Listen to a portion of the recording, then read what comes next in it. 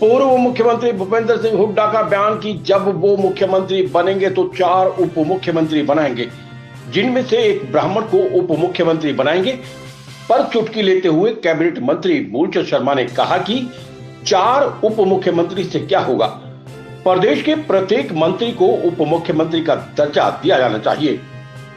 Cabinet मंत्री मूलचंद शर्मा सोनीपत में आयोजित परिवाद एवं कष्ट निवारण समिति की बैठक के पश्चात पत्रकारों से मुखातिब हो रहे थे।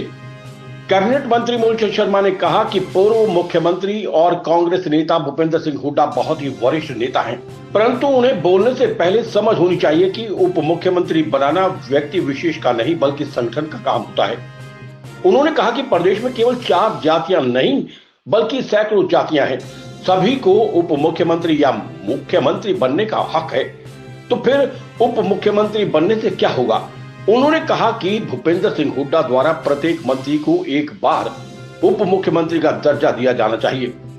उन्होंने ये भी कहा कि कांग्रेस पार्टी ने लगभग 50 वर्षों तक देश पर शासन किया, परंतु फिर भी उन्होंने गरीब व्यक्तियों के लिए क्या कार्य किए। स्वयं कांग्रेस के प्रधानमंत्री के बयान थे कि वो ऊपर से 100 रुपए भेजते हैं तो गरीब व्यक्ति तक 15 पैसे पहुंचते हैं। आज भारतीय जनता पार्टी की सरकार में ऊपर से 100 रुपए भेजते हैं तो गरीब व्यक्ति तक 100 रुपए ही पहुंचाते हैं। नहीं, मेरा चौधरी भूपेंद्र हुड्डा जी बड़े नेता है, पूर्व में मुख्यमंत्री रहे हैं, सांसद रहे हैं और केंद्र में बहुत लंबे समय तक राजनीति की है। क्या चौधरी भूपेंद्र हुड्डा को अधिकार है डिप्टी सीएम का कहने का? ये आदमी व्यक्ति बनाता है या संगठन बनाता है? मुझे ये जानकारी नहीं। पहले तो ये बता दें, चौधरी भूपेंद्र हुड्डा को कोई पावर दी हो भाई आप डिप्टी सीएम बनाएंगे, और हम चाहते हैं कि हरियाणा में 14 मंत्री बनते हैं, एक चीफ मिनिस्टर, 13-10 जो कोटा है। हम क्या 13 बनाए? सभी को बनाए, पर 4 जातियों से प्रदेश थोड़ी चलेगा। इसमें तो सैकड़ों जातियां हैं, सबको बनाए, सबका अधिकार है। अरे ये बता दे मुख्यमंत्री कौन बनेगा, उसका बता दे। ये बता दे मुख्यमंत्री, बता दे कौन बनेगा। अब सब कुछ क्लियर कर रहे हैं चौधरी साहब, तो ये बताता है ये डिप्टी सीएम बनेगा, ये मुख्यमंत्री बनेगा, ये फलाना बनेगा, और कौन से नहीं बनेंगे उनका बता दें। भाई ये अब बनेंगे, बाद में बनेंगे, ये 6 महीने को टर्नओवर रखे हो, 6 महीना बाद कोई हरियाणा का नया कानून लिखाओ। हमने तो आज तक सुना नहीं जिस तरह से हरियाणा में ये इस तरह के जो हालात हैं, जब सब कुछ लुट जाता है, ये सब कुछ जब लुट जाता है, जब आदमी को याद आती है जाति धर्म जब उनकी बात करते हैं। और भारतीय जनता पार्टी दुनिया की सबसे बड़ी पार्टी है। इसी में यही है कि कौन प्रधान बन जाए, कौन मुख्यमंत्री बन जाए, कौन प्रदेश अध्यक्ष बन जाए, कौन उप मुख्यमंत्री बन जाए, ये भारतीय जनता पार्टी में है। इसकी कोई नहीं कल्पना कर सकता कौन एमएलए बन जाए। उसे आने के 52 वर्ष कांग्रेस से राज किया देश में।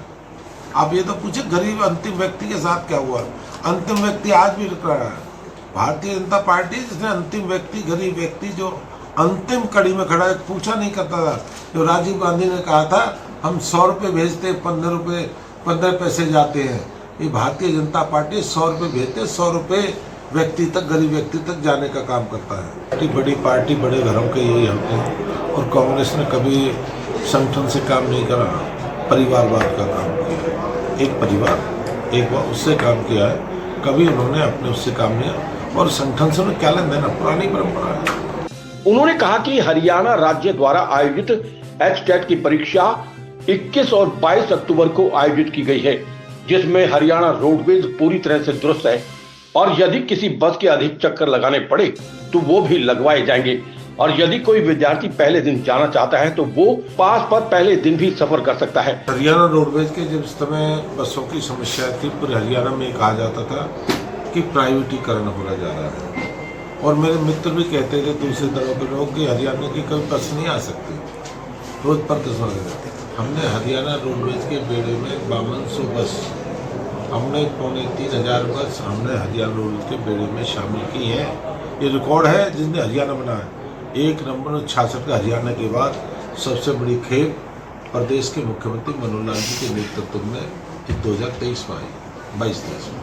दूसरा, जहाँ रोडवेज के जिसमें कर्मचारी हमारे ज़्यादा थे किसी हम एक एक कर्मचारी को मिनट का उनको वापस, चाहे कोई डीडीपी ऑफिस में है या दूसरे एक्साइज टैक्सेशन में है या किसी अधिकारी के दूसरे, हमने कहा रोडवेज के जितने ड्राइवर हैं वो सब वापस आए। बस हमारे पास एक्स्ट्रा खड़ी हुई है और सभी को वापस बुलाएंगे और सबको जल्दी और नई कौशल विकास से भी कहीं कंडक्टर ड्राइवर और लेने जा रहे हैं।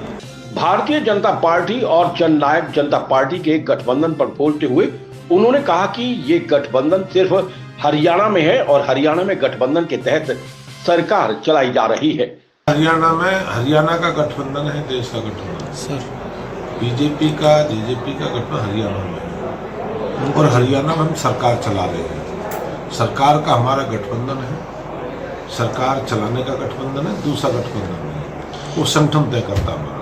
श्याम वशिष्ठ की रिपोर्ट।